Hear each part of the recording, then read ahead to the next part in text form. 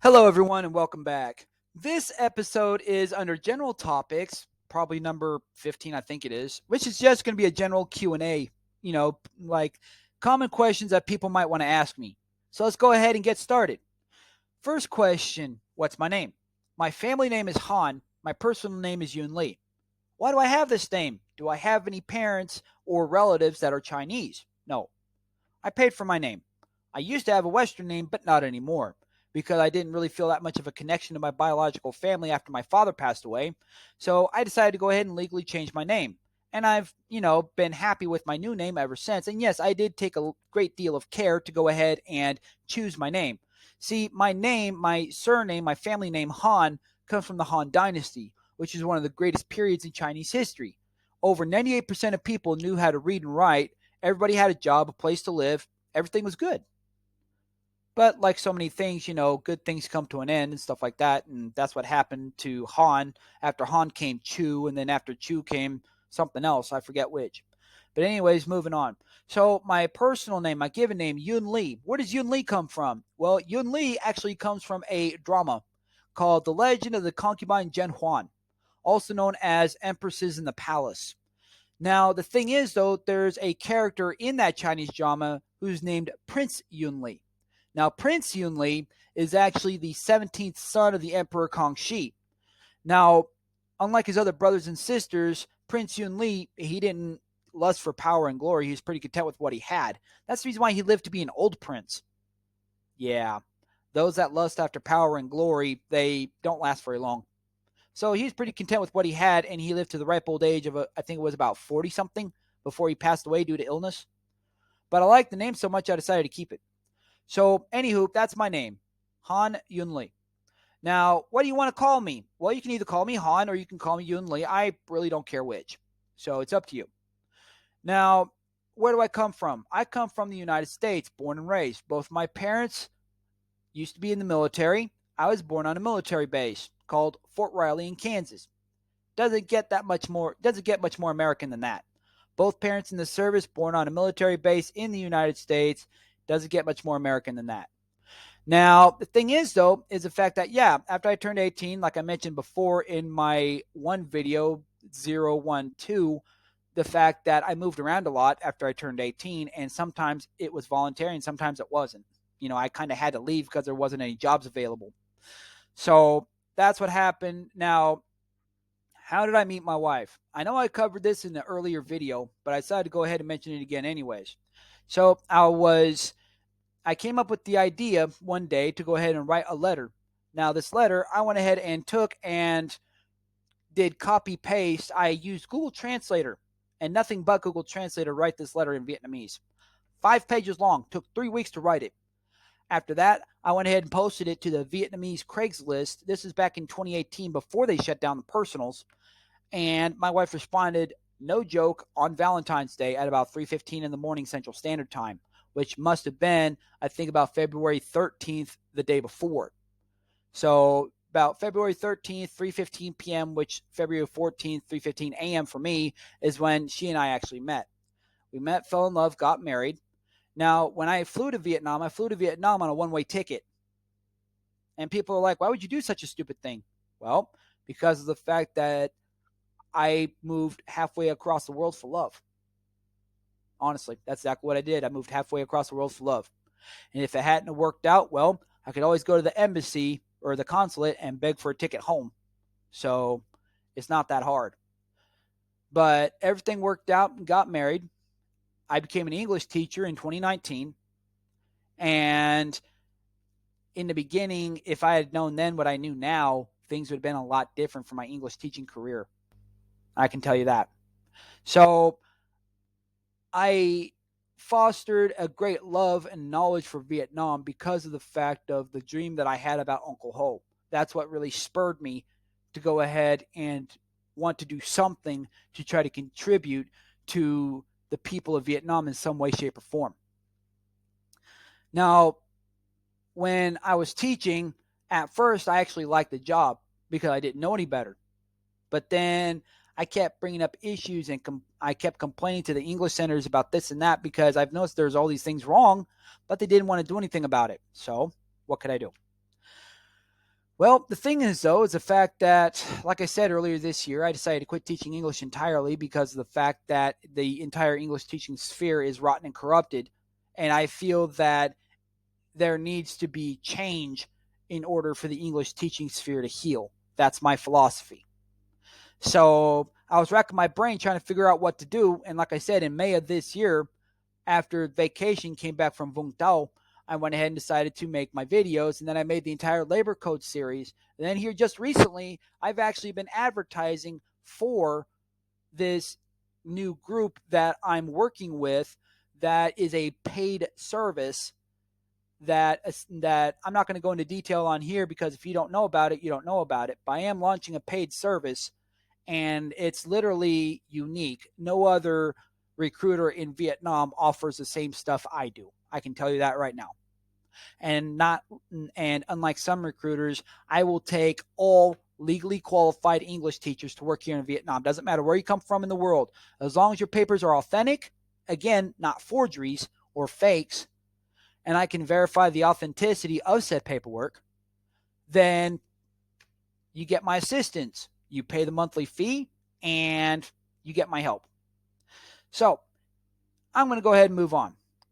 We're already about 6 minutes into this video. Now, I was able to shoot in HD today. I don't know if that's going to show up on the computer screen, but I'm supposed to be shooting in HD today because I decided to watch an ad on the Droid Cam in order to go ahead and get the HD shooting for 1 hour. I don't have the money to pay for the full program. I wish I could, though. It's actually kind of sweet. I'd like a professional HD computer camera one day, but this will suffice for right now. Now, I already answered the question in 012 on why I'm such a horrible person. So people ask me questions like, why do you act like that and blah, blah, blah. Well, to go ahead and use clean language, because I do want this in the regular section and not marked 18 plus, it's because of the fact that I have extreme anxiety around people. That's the reason why I'm more comfortable talking to people online than I am talking to people in person. And if I do talk to someone in person, I have to be really, really comfortable with them first before I talk to them in person. Now, I'm also socially inept. That means that I don't socialize that well. Now, that's partly my fault because of the fact that I don't want to go to foreigner enclaves or foreigner heavy areas. I'm not one of those people that demands and desires 10,000 friends.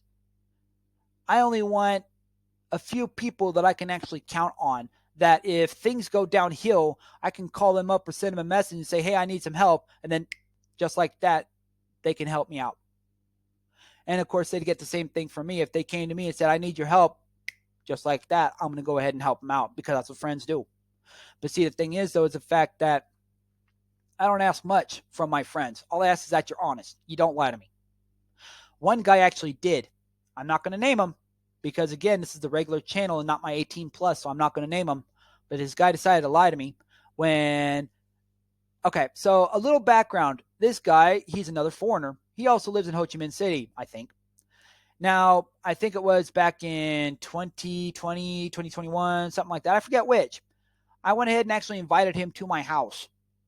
Now, that may be, not that big of a deal, but for me, it is kind of a big deal because he's a veteran from the United States military. And I had the idea of no soldier should be alone on the holidays.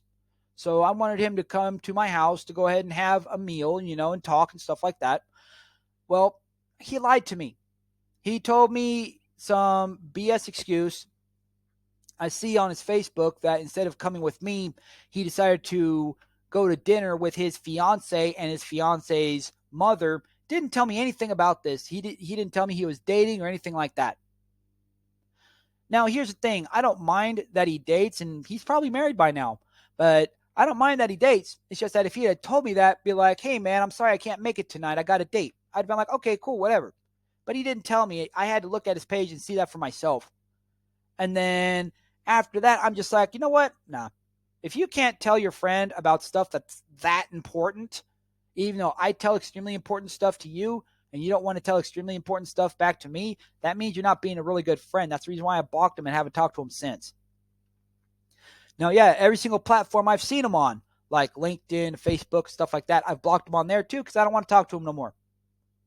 See, with me, getting my trust isn't an easy thing, but once you have it, you got it. Once you break it, you can't get it back. Now, people are like, oh, that's such an absolute thing to say. Well, yeah, because why should I forgive people that lie to me? Why?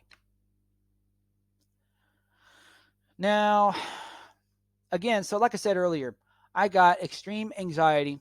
I don't like being in large crowds. I also have extreme social issues. That's the reason why it's very hard for me to make friends. It's very hard for me to be out in public. Now, when I'm around local citizens, I have no problem. But when I'm around foreigners, I get that anxiety. I don't know why.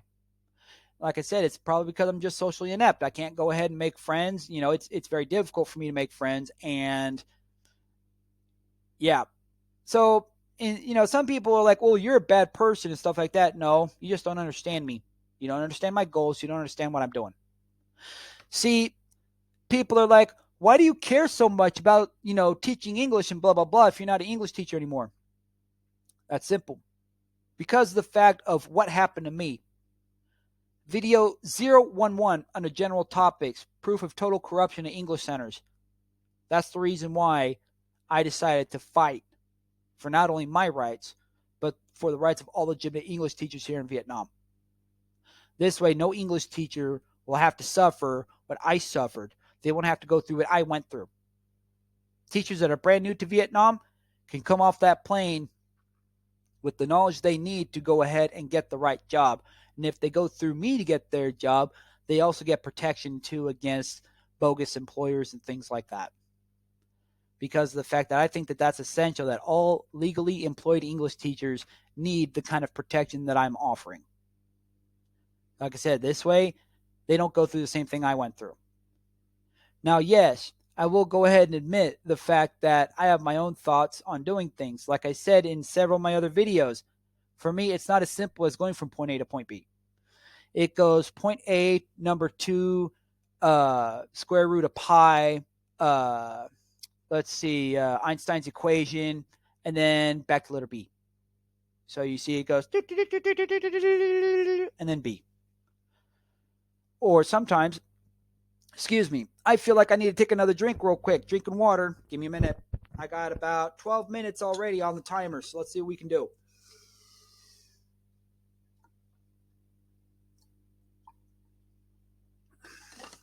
All right, well, that's a little bit of water I got left, so I got to go ahead and wrap this up. Let's see if I can. Now, see, the other thing about me is the fact that, yes, I'm about 110 kilos. So, yes, I'm very, very fat. Do I want to lose weight? Of course I do. But the problem is, though, is the fact that, one, I have night shift. Walking around at night's not really a good idea unless you have something on you to defend yourself. In the neighborhood that I live in, I don't really have to worry about that, but it's still something that sits in the back of your brain regardless. Okay, so I also want to talk about that real quick. Besides exercise and stuff like that, yes, I do want to get fit one day. I don't want to look like a meathead. I just want to look like someone who takes care of themselves and looks decent. You see what I mean? That's what I want. So anyways, talking about my neighbors in my neighborhood. What's special about my neighborhood? Well, I'll tell you. Recently, they raised the street up 1.5 meters, which caused my house, the house I live in, and other houses on my tiny alleyway to actually be below the street level. But we have good drainage, so we don't have to worry about flooding. Now, see, the thing is, though, they widened the street, they raised the street, so it made it easier to access. I actually approve of that because of the fact that it increases traffic flow. But then also, we also go ahead and get people that like to go ahead and race and drag race and stuff like that and go, and I'm like, oh, man, come on. It's like 2 a.m. Stop doing that. So kind of hoping eventually to like set up a camera, like a speed camera or something like that, and that if people decide they want to race up and down the street, then they get caught, their license plate gets a picture taken of it, and then they get a fine in the mail that says, hey, you were racing up and down the street, you get to pay a fine now. But who knows? Now my neighbors, all my neighbors know me. I'm literally the only foreigner in my neighborhood. That's it. The only one. Now, I actually did see a foreigner, let's see, it was maybe about a month ago. He was a foreigner just like me, white skin just like me, bald head just like me, but unlike me, he had a clean-shaven face. Now, he could have came from the hotel that's near my house, but I don't know. Now, see, here's the thing. I am not opposed to other foreigners living in my neighborhood. Not at all. The only thing I'm opposed to is gentrification. Gentrification is what happens when foreigners move into an area and people get greedy and jack up the prices, like what they see in Taodian Ward of District 2, America Town. Places there, the places and the prices there are so outrageous, you literally have to be a professor thereabouts in order to be able to afford it. Or you have to be roommates, because you're not going to be able to afford a $40 million apartment if your salary is only $40 million a month. So, yeah. Now, they do have cheaper apartments, of course. And they also expanded District 7, District 9, Thudok City, basically. District 2, District 7, District 9. All the foreigners are there. As well as Fu Nguyen District, Bintan District, and et cetera, et cetera, et cetera. So those are the main areas where a lot of foreigners like to congregate. And where foreigners congregate, that's where the prices increase. Now, see, I enjoy paying 15,000 dong for a sandwich and 10,000 dong for a cup of coffee. I do not enjoy paying 80 to 100,000 dong for a cup of coffee and 70 to 80,000 dong for a simple banh mi sandwich. All right, I'm not doing that. I'm not paying that. So while I'm not opposed to foreigners living in the same neighborhood as me, I am opposed to high prices.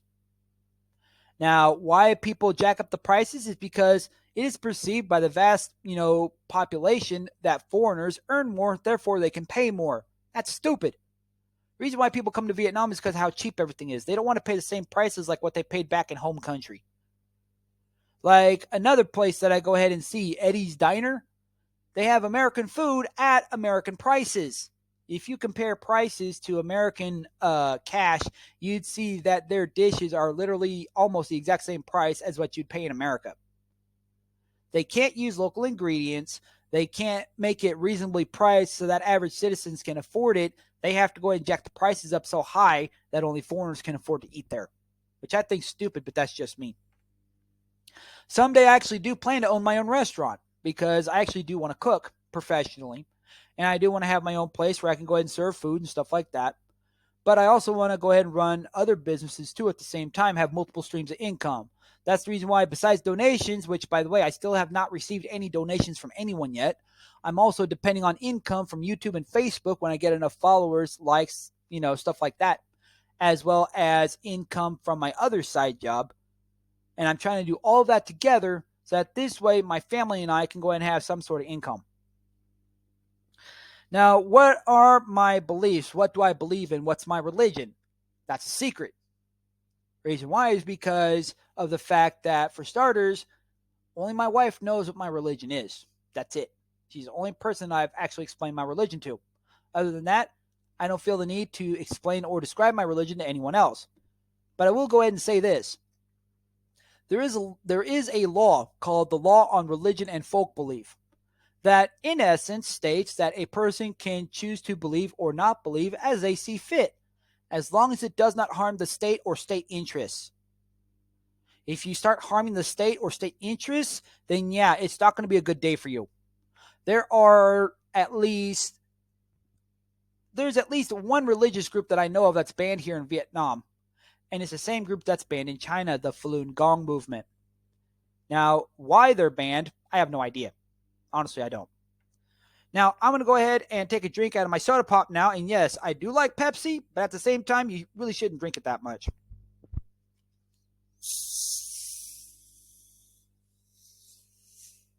All right, there we go.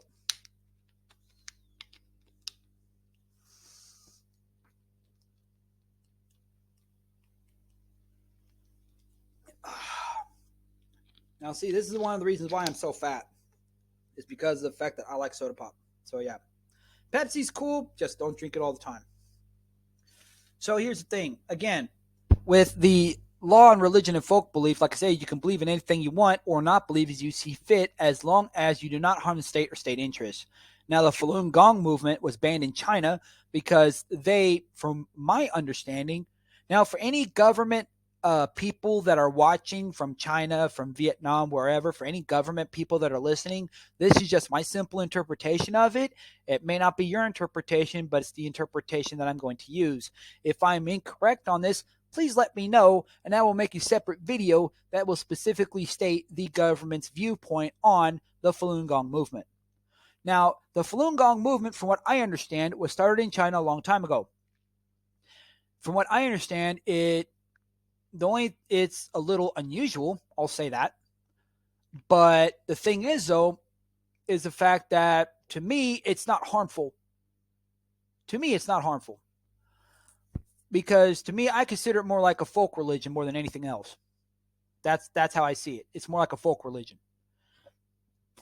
But what made it terrible, was the fact that the Falun Gong movement, once they blew up to so many people, they went ahead and essentially, from the Chinese government's understanding, again, if you're a Chinese official or a Vietnamese official, and if what I am saying is not correct, please let me know, and I will make a separate video that will discuss and talk about your specific viewpoints on why you banned the Falun Gong movement.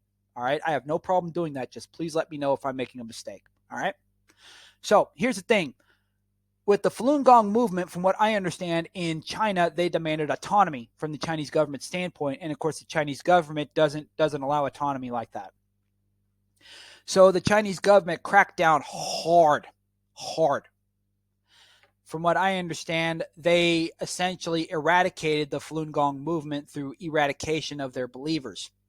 Their believers were arrested, never seen again, and then somehow, you hear these lurid stories about organ harvesting and things like that. Now, me personally, I don't believe any of that, but I do believe that the Falun Gong members were arrested and disappeared. Probably spent time in a labor camp of some kind. I don't know. Now, in Vietnam, from what I understand, the Falun Gong movement is also banned. From the Vietnamese perspective, I have no idea why. But the Chinese perspective was the fact that they demanded autonomy and the Chinese government said no. But from the Vietnamese perspective, I don't know why the Falun Gong movement is banned. Now, how I know about this movement is simple. There's this dance that I really like to go see, and I haven't seen it since I came to Vietnam, and it's called Shen Yun. Now, Shen Yun, where I see it at, was in St. Louis in Missouri. It's very beautiful. It's like traditional Chinese dancing and stuff like that with traditional costumes.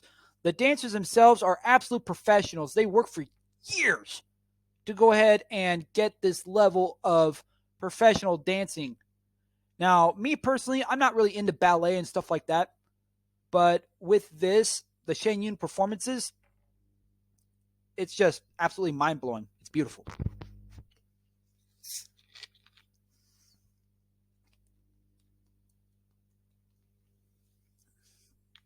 Put it to you this way. When I first heard about Shen Yun, I decided to drive all the way from Springfield, Missouri, where I was living at the time, all the way to St. Louis just to see him. And every single year I went back to see him again and again and again and again. I even have their albums for, I think it was 2014, 2015, 2016. I think I got at least 3 of their albums. And it's all classical music. It's a blend of traditional Chinese instruments and Western instruments. It creates a sound that's truly superb. So if you enjoy classical music, you should go to a country where Shen Yun is allowed, and you should see their shows. But see, the thing is, though, the Shen Yun company is a part of the Falun Gong movement in America. So if you do see these shows, be careful, because if anybody from your government sees you there, it might not be a good day for you. Now, me personally, I'm not a part of the Falun Gong movement in any way, shape, or form, nor do I endorse them. All right, so I just want to make that very clear. I do not endorse the Falun Gong movement in any way, shape, or form. But, here's the caveat. But, I do love the Shen Yun performances. Because, like I said, it's traditional Chinese dancing, traditional Chinese costumes, traditional Chinese instruments blended with Western instruments that creates a sound that's truly superb. From that standpoint alone is the reason why I like Shen Yun. So, yes, I actually do appreciate classical music, classical literature, stuff like that. I actually do appreciate that. And when my family and I go to the United States, I will go ahead and make sure that we see at least one Shen Yun performance while we're there. Hopefully, this will be at a time when my daughter is old enough, maybe about 9 or 10 years old, so that this way she can actually stay quiet throughout the entire performance. Because normally, Normally, they don't allow kids in these performances because they don't want noise like loud screaming toddlers and stuff like that while the dancers are trying to perform intricate moves. Imagine a 6-month-old baby screaming while people are trying to do intricate dances. Yeah, that's the reason why they don't allow kids in those shows anymore. Some people bring kids anyways, and it's just not cool. You don't bring a baby to a performance like that. You don't. Now, I'm not against babies at all. Not at all. It's just they specifically say no kids under 5 years old for that very reason. Now, when I go to performances like that, I dress up full formal, full tuxedo or full Chinese costume. I dress up full formal because that's how you do it for performances like that. You dress up full formal. It's a adult activity that's not adult in nature. You see what I mean? Because I think that classical music, classical dance can be enjoyed by everyone. Now, do I have my own motorcycle? Yes, I do. It's a 2013 Honda Future 125cc. Now, the thing is the fact that I prefer older motorcycles, not the newer ones, or mopeds, whatever you want to call them, because there's less electronics involved. It's more mechanical. That's the reason why one day, if I ever could get my hands on one, I'd rather get a 125cc Cafe Cruiser, I think they're called, from the 60s. That's all just mechanical. There's very little electrical involved at all, and it's a beautiful bike. Now, the only other one that I'd buy besides that would be the Weaver 200C, the Weaver 200 plus electric bike. I actually got to see one in person once. It's pretty cool looking. The only thing I'm concerned about is whether or not it can actually do what it says it can do. Because of the fact I'm a fat guy. I'm 110 kilos. I weigh as much as like two females. Like 2 Vietnamese females. That's how much I weigh. The thing is, though, it's a fact that I don't know if it can carry me and my wife and my kid on the moped all at once. That's the thing, because it's an electric bike. That's the reason why a lot of people still stick with gas-powered vehicles, is because of the fact that gas-powered vehicles are a lot stronger than the electric vehicles. Now, yeah, they're making great strides in the electric vehicle market, but at the same time, it's just really, not cool. All right, so we're reaching about the 30-minute mark, so I'm going to go ahead and say this. If you enjoy my videos, please make sure to like, share, subscribe, comment, as well as tell all your friends.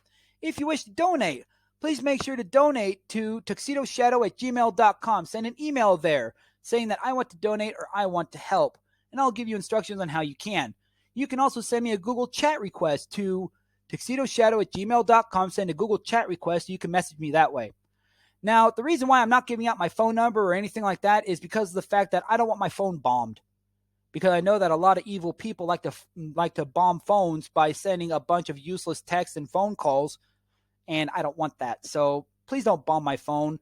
Just go ahead and send the message to tuxedoshadow@gmail.com. Now, the link for my Zalo chat group is in the description below. Again, I need donations to keep this channel running, so please, please, please consider donating. So I'm going to go ahead and say have a good day, be safe, and I will see you again soon. Thanks for watching.